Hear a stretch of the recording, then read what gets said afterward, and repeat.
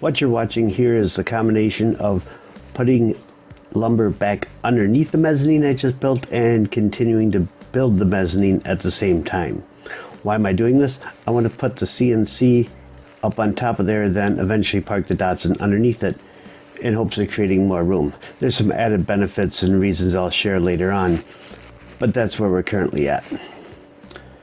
Next, we're putting all the 1x8s for the decking down, which was once the roof of my old garage that had caught on fire. There's plenty of videos on that in the Rise from the Ashes series.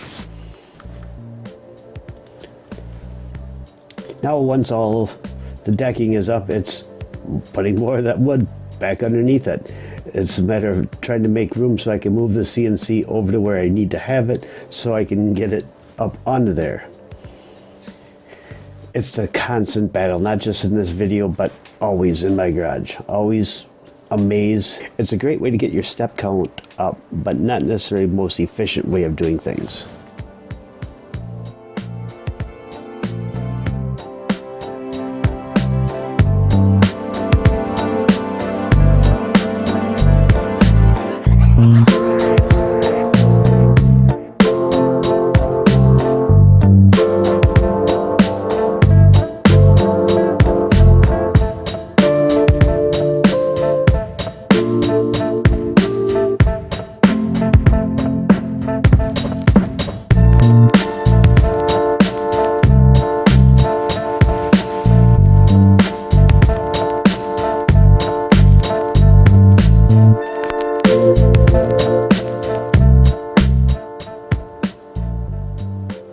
Alright, it's time for the CNC to get moving.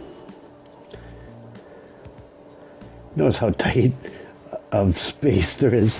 Just barely can fit it to where we need to go.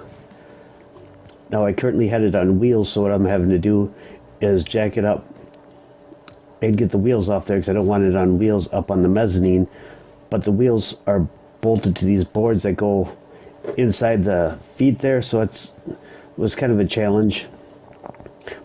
Plus we need to have like some 2x8s in there to span the distance in between like the framework in order to have lifting points with the forklift.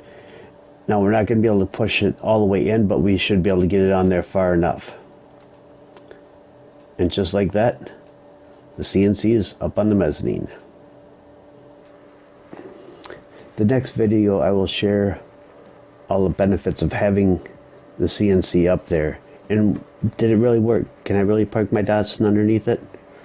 I'll share that on the next one. Thanks for watching. Please like and subscribe if you think it's worth it. And if you don't, just subscribe. Thank you.